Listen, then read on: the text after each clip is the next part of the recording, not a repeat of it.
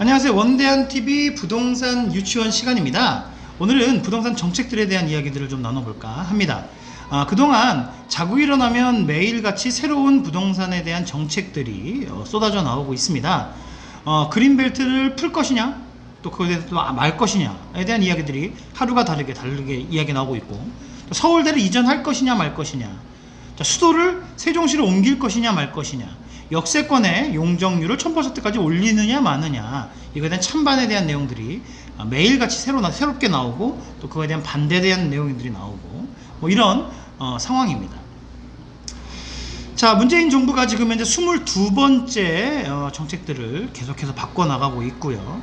남아있는 임기 2년 동안에 더 많은 정책들이 더 나올 거라고 예상이 됩니다.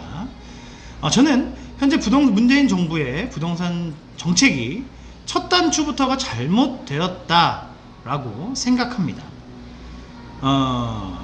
정치인은 정치꾼과 정치인으로 나눌 수 있겠죠.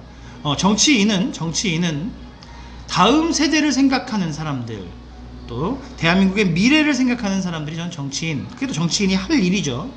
정치꾼은 다음번 선거를 생각합니다. 자, 우리 대한민국 국민이라면 누구나 정치꾼을 걸러내고 정치인을 뽑으려고 드는 노력이 정말로 다음 세대를 위해서, 그리고 또 여러분들의 삶을 위해서도 정말 중요한 일이다라고 생각을 하는데, 이 정치인과 정치꾼을 가려내는 바로미터가 바로 부동산 정책에 있지 않나 라고 생각합니다. 자, 그러면 문재인 정부가 왜 첫 단추부터 이 부동산 정책을 잘못 꿰었느냐. 자, 부동산 정책이라는 것은 결국은 수요와 공급에 대한 조정, 그다음에 주택 수, 주택 가격, 이런 모든 것들이 포함되죠. 그런데 이 부동산 정책에 대한 효과, 다음에 이 집에 대한 효과들은 5년 내에 성과가 나오지 않는 것이 정상입니다. 신도시가 하나가 만들어지고 새로운 집들이 지어진다고 했을 때 집을 짓는 데만도 공사 기간만 해도 3년이고요. 그거에 대한 토지를 보상하고 토지를 수용하고, 다음에 또 토목공사를 한다고 하면 제대로 윤곽이 드러나는 데까지 5년 이상이 걸립니다. 다음에 사람들이 이주해 가고 거기에 생활 편의시설들이 생기고 교통이 만들어지고까지 자리 잡는 데까지는 10년이라는 시간이 그냥 넘게 걸리거든요. 결국은 대통령의 임기 내에 성과를 내기가 불가능하다, 성과를 낼 수가 없다라는 거죠. 그런데 왜 22번씩이나 정책이 만들어지고, 다음에 또 본인들이 한 정책을 뒤집는 정책들이 나오고, 기존의 정부를 믿고 임대사업을 내고 하셨던 분들이 이제는 적폐로 몰리는 이러한 상황들이 반복되는 이유는 바로 단기간의 성과를 만들어내려 들었던 것에서부터 문제가 출발하기 때문이에요. 그래서 첫 단추부터 잘못 꿰었다 라고 말씀을 드리는 거거든요. 자, 그러면 왜 단기간에 성과를 내려들까요? 바로 부동산 정책을 통해서 지지율을 끌어올리겠다, 다음 선거를 생각하기 때문에 발생된 모순이다 라고 말씀드릴 수 있습니다. 다음에 두 번째로는 현재 부동산 정책들이 철학이 부재하죠. 또 이해가 부재해요. 왜 그러냐? 바로 이제 결국은 이 시장 원리인데, 시장이라는 거는 결국은 수요와 공급에 대한 내용이잖아요. 그런데 대한민국 역사상 한 번도 경험해 본 적이 없는 수요를 억제시키고 수요를 규제해서 수요를 줄여서 부동산 안정, 집값의 안정을 가져오겠다라는 것 자체가 무리가 있었고요. 매 정책마다 얼만큼의 연구기간과 얼만큼의 노력이 있었는지는 모르겠으나 지금까지 결과를 놓고 보자면 이러이러한 정책을 만들면 이러이러한 효과가 있을 거야 라는 수준에서 정책을 만들었기 때문에 문제가 발생된 겁니다. 자, 기존에 우리가 살아왔던 질서, 기존의 시장의 원리 등은 누군가의 하나의 정책에 의해서 만들어진 것이 아니라 다양한 시행착오들을 겪어가면서 안정화를 만들어 온 정책들이거든요. 그리고 룰이었고, 그런데 이것이 뭔가가 바뀔 때는 물론 긍정적인 효과도 나오겠습니다만 반드시 부정적인 효과가 뒤따르게 됩니다. 그러면 정책을 만드시는 분들께서는 얘가 바뀌는 효과만 생각하셔서는 절대 안 되고요. 그 이후에 발생되는 문제점들이 뭐가 있는지를 면밀하게 검토하고 그리고 그거에 대한 보완책들을 만들어낸 상태에서 정책을 만들어야 되거든요.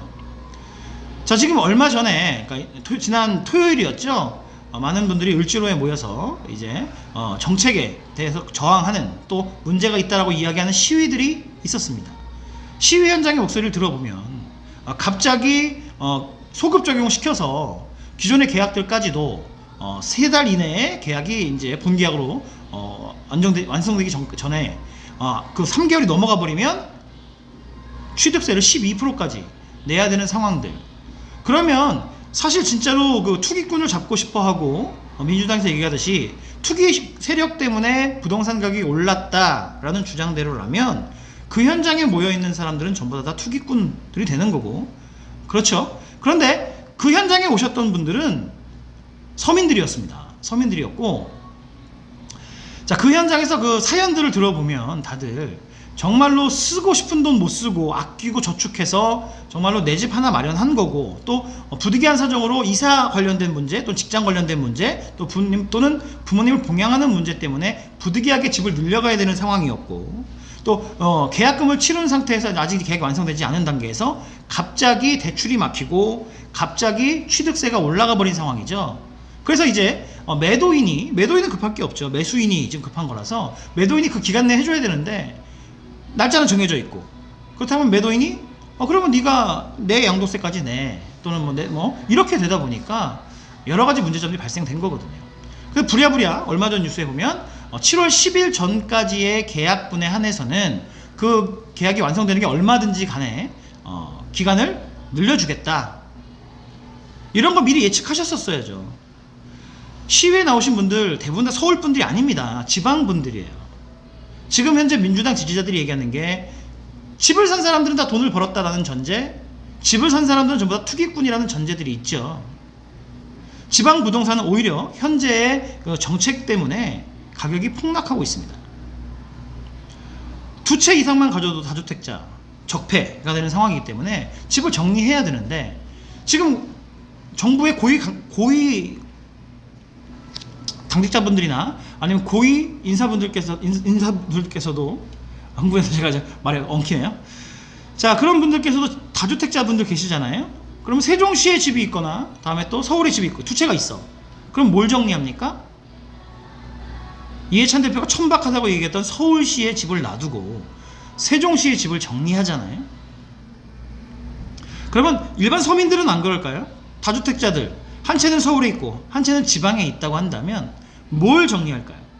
지방 매물들은 쏟아져 나올, 손해 보더라도 쏟아져 나올 수밖에 없고 팔려고 들 거고요. 똘똘한 한 채를 갖고 있다면 바로 다 서울이겠죠. 그래서 지방의 부동산은 폭락을 하게 되고 서울의 부동산 가격은 계속 올라가게 되는 이러한 효과를 낳았다. 이 또한도 철저한 연구나 아니면 이 정책을 내었을 때 문제점이 뭐가 발생될 것인가에 대한 연구가 없이 그냥 눈에 보이는 대로만 정책을 만들었기 때문에, 현상만 치료하려고 만들었기 때문에 발생된 일입니다. 자, 그런 분들이 다 거리로 쏟아져 나와서 정부에 대한 정책에 대해서 성토하고 잘못되었다 이야기했고, 그러한 내용들이 또 반영돼서 지금 이렇게 여러 가지 정책들이 또 수정되는 것 같더라고요. 물론 국민들의 목소리, 잘못됐다는 목소리를 듣고 수정하려는 자세는 좋은 자세라고 생각합니다만, 진짜 나라의 국정을 운영하는 사람들이라면 이러한 문제가 발생되는 것들을 예측했어야 되고, 정권을 새로 만들 때 정말 조심해야 되고, 정말 사명감을 가지고, 그리고 하나하나 꼼꼼하게 따져서 만들지 못한 점에 대해서는 질타를 받아도 마땅하다라고 생각합니다. 자, 1958년에 중국의 모택동이 농지를 시찰하죠. 잘 아실 거예요, 여러분들. 농지를 시찰하죠. 그때 참새들이 엄청나게 많은 거예요. 그래서 저 참새들은 유해조수다. 쟤네들이 많은 쌀들을 먹어대기 때문에 우리 인민들이 먹어야 될 쌀들이 없어진다 라고 이야기합니다. 그러니까 그거에 아부하는 세력들이 연구를 하죠. 전체 참새가 1년에 먹는 쌀의 양이 70만 명이 먹을 쌀들을 없앤다라는 결과가 나왔고, 자, 그러다 보니까 유해조수다 라고 해서 그 추종자 세력들이 함께 그걸 옹호하고, 목택동의 이야기를 옹호하고 참새들을 대대적으로 소탕하기 시작합니다. 거의 멸종 직전까지 몰고 가죠. 그리고 그해 이제 추수할 때 70만 명이 먹을 만한 쌀들이 더 증산됐느냐? 그렇지 않습니다. 메뚜기 떼가 창궐하고 참새라는 천적이 사라지고 나니까 병충해가 엄청나게 일어나요. 그래서 70만 명이 먹을 쌀들이 늘어나는 게 아니라 오히려 흉년이 되어버립니다. 그리고 3년간, 그 흉년은 3년간 갔고요. 그 3년 사이에 굶어 죽은 사람들이 3천만 명에 육박하게 됐죠. 갑자기 이야기를 왜 하느냐?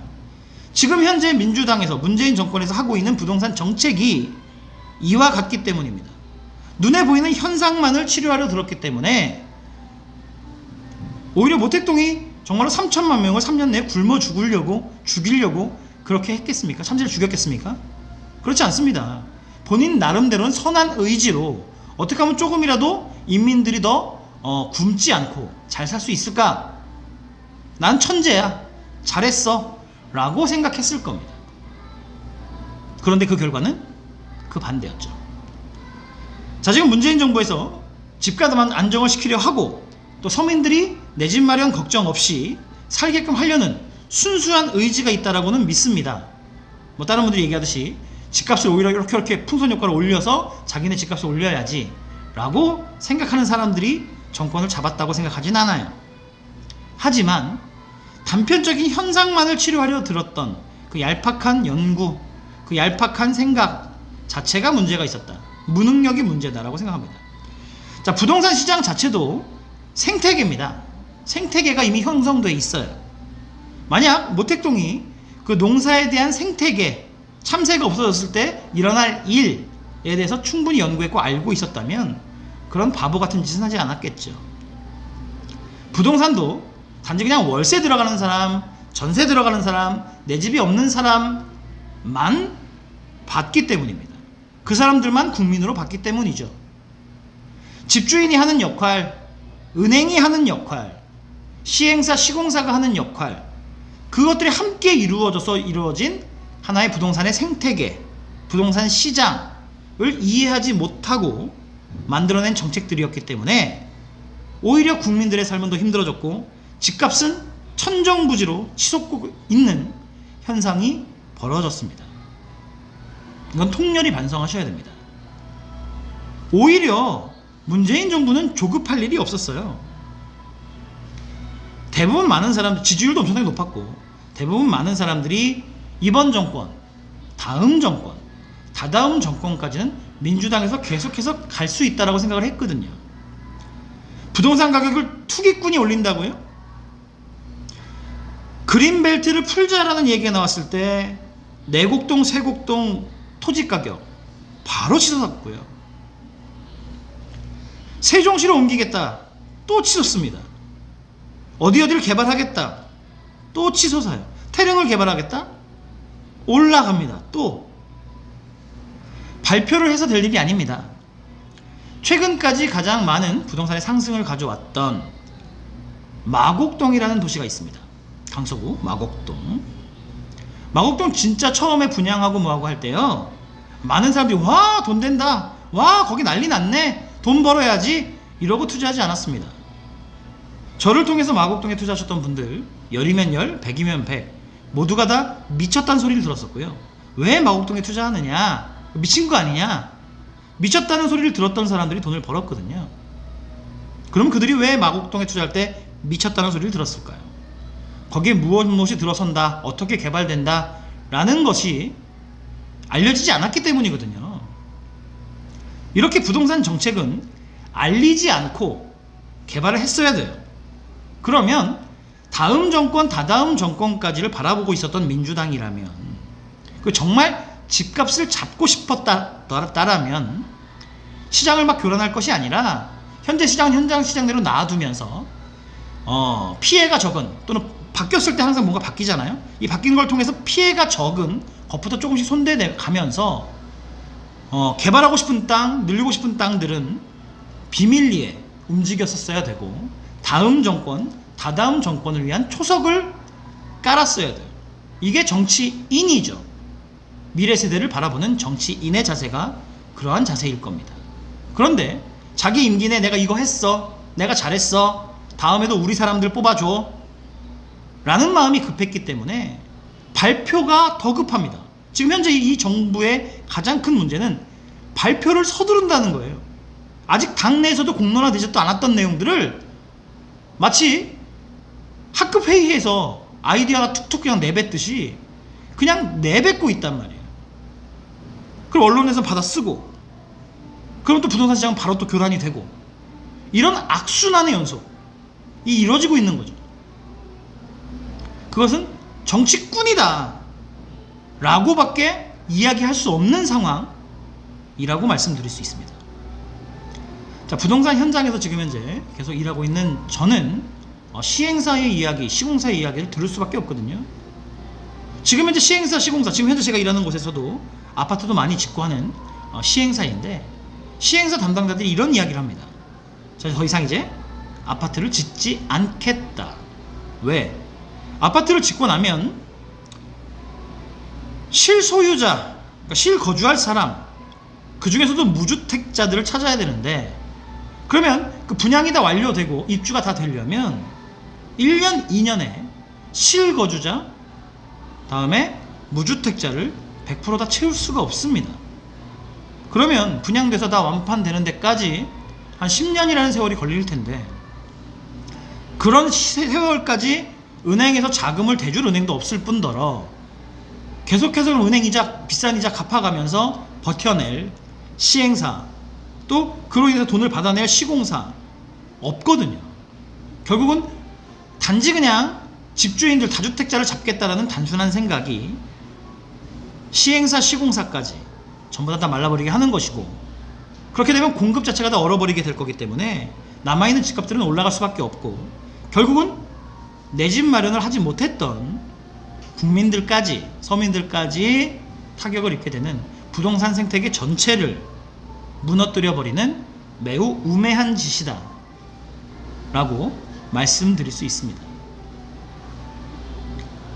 집주인분들이 지금 현재, 다주택자분들이, 또 임대사업을 하는 분들이 적폐로 몰려가고 있는데, 자, 지금 현재 정부에서 국민을 양분하고, 가진 자와 못 가진 자로 양분하고, 가진 자들을 적폐라고 규정하는 이런 나라는 또 처음 경험해보고요. 서울대를 다닌다는 이유만으로, 죽기 살기로 공부해서 서울대를 다닌다는 것만으로 적폐가 되는 나라.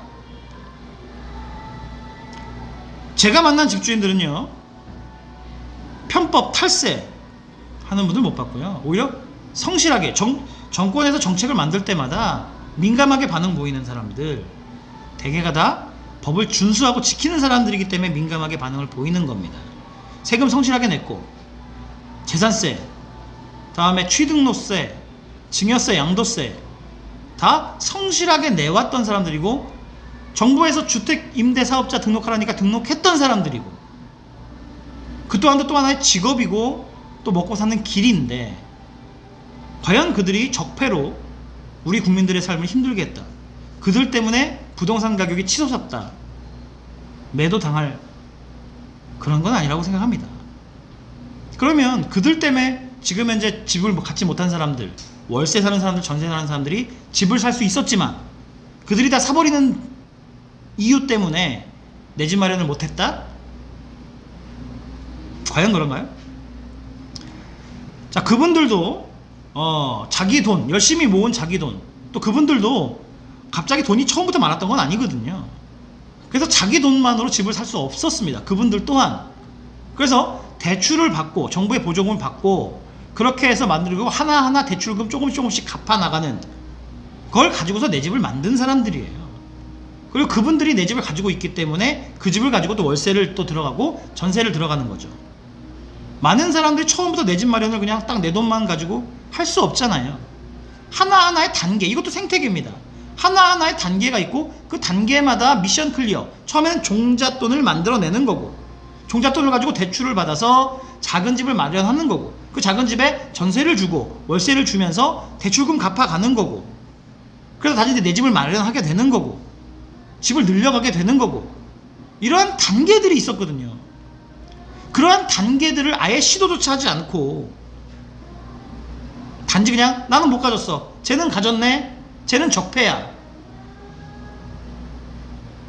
이건 아니지 않습니까 진짜.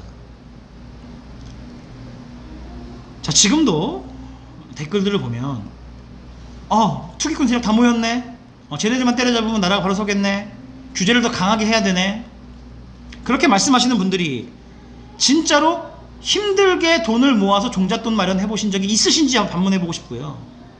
그분들이 정말로 용기 내서, 사실 부동산 투자라는 게 막 그냥 다 된다라고 하는 거 아니거든요. 힘들게 모은 종잣돈 가지고 이게 되는 거냐 마는 거냐 엄청난 가슴 졸임이 있고, 그러다 보니까 공부할 수밖에 없고 연구할 수밖에 없고, 그리고 법에 대해서 알 수밖에 없고, 그 법을 지켜나갈 수밖에 없습니다. 그게 투자예요. 그렇게 투자해 보셨는지, 그렇게 댓글 다시면서 적폐다, 저 사람들은 투기꾼이다, 쟤네 때문에 부동산 가격이 올랐다 라고 댓글 다시는 분들, 그렇게 해보셨는지 반문하고 싶습니다. 그런 인생 살아보셨는지, 허리띠 졸라매 보셨는지, 먹고 싶은 거, 끌고 싶은 차, 사고 싶은 옷, 갖고 싶은 가방 다 포기하고 종잣돈 마련해보는 시간을 가져보셨는지 여쭤보고 싶습니다. 열심히 산 사람들이 바보 되는 세상, 공부 열심히 한 사람들이 적폐가 되는 세상, 이게 진짜로 여러분들이 바라는 세상입니까? 여러분들이 한 번도 경험해보지 못한 나라, 열심히 사는 게 바보 되는 세상, 이거였습니까? 그건 아니지 않습니까? 자, 이제 국민들이 나설 때입니다. 정치꾼과 정치인 구별할 수 있는 좋은 바로미터가 현재 부동산입니다. 부동산 정책은 반드시 다음 정권, 다음 세대를 위한 포석이어야 됩니다. 앞서 말씀드렸던 마곡동, 최초의 계획이 나온 건 1993년이었습니다. 그리고 그게 발표가 되니까, 신문에 나오니까 정부에서 바로 유언비어다, 그런 것들을 퍼뜨리는 사람들은 엄벌에 처하겠다라는 기사들이 또 나오더라고요. 그리고 그 계획대로 15년, 20년 뒤에 차근차근 만들어진 게 마곡동. 그래서 물론 그 뒤에 정권이 바뀌면서 우후죽순 오피스텔 생기면서 부동산 가격이 많이 올라가는 문제가 발생했습니다만, 어쨌든 밑그림부터 많은 기업이 들어왔고 강서의 강남이라고 불릴 만큼 잘 만들어진 도시가 마곡이라고 생각합니다. 마곡이 이렇게 잘 만들어질 수 있었던 이유는 바로 다음 정권, 다음 세대를 생각한 그러한 포석들이 있었기 때문에 가능한 일이었습니다. 자, 끝으로 이제 3기 신도시에 대한 이야기를 좀 해볼게요. 3기 신도시가 물론 문재인 정부에서 지금 만들어졌습니다. 그런데 제가 보기엔 집값을 잡기에는, 서민들의 주거 안정을 위해서는 그렇게 좋은 역할을 할 거다라고 생각하지는 않습니다.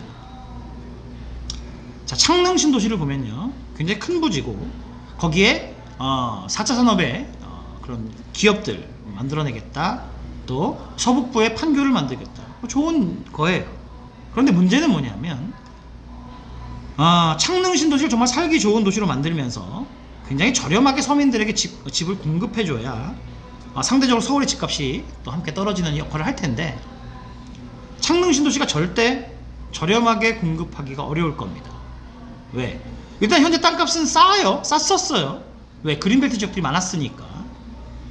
그런데 그 중에 절반이, 창릉 신도시의 택지 내의 절반이 전부 다 공원, 호수도 공원도 만들고 이렇게 공원이 절반 이상이에요. 그 중에 4분의 1이 기업들이 들어가는 자리. 그리고 이제 4분의 1의 주거시설을 만드는데, 그 주거시설 중에 상당수가 임대주택. 그러면 이제 민간 분양하는 곳에서 수익을 만들어내야 거기에 개발비가 만들어지는데, 그렇다면 민간 아파트 공급되는 것이 싸게 공급될 수가 없겠죠. 비싸질 겁니다. 거기다가 이제 지하철 들어가는 것도 교통분담금으로 들어가기 때문에 분양가에 포함되겠죠. 그러면 오히려 비싼 동네가 될 거고요. 판교처럼 비싼 동네가 될 거고요. 제일 최초에 들어가는 사람들은 물론 싸게 들어갈 수 있겠으나 가격은 무섭게 올라갈 겁니다. 그걸 단지 규제와 정책으로만 누른다? 그것도 될 수 있는 부분은 아니죠. 오히려 진짜 내 집의 마련에 근간을 만들겠다고 했으면 주택의 비율을 좀 더 늘렸어야 되고요. 다음에 벌어지는 사업들의 비용을 좀 더 줄였어야 됩니다. 공원의 비율도 좀 더 줄였어야 되고 집을 더 늘렸어서 좋은 집을 싸게 공급할 수 있는 것에 초점을 맞췄어야 되죠. 근데 그렇지 않고 있다. 결국 그것 또한도 눈에 보이는 성과를 위한 그러한 설계다라고 볼 수 있을 것 같습니다. 자, 오늘의 부동산 정책에 대한 내용은 여기까지였습니다. 감사합니다.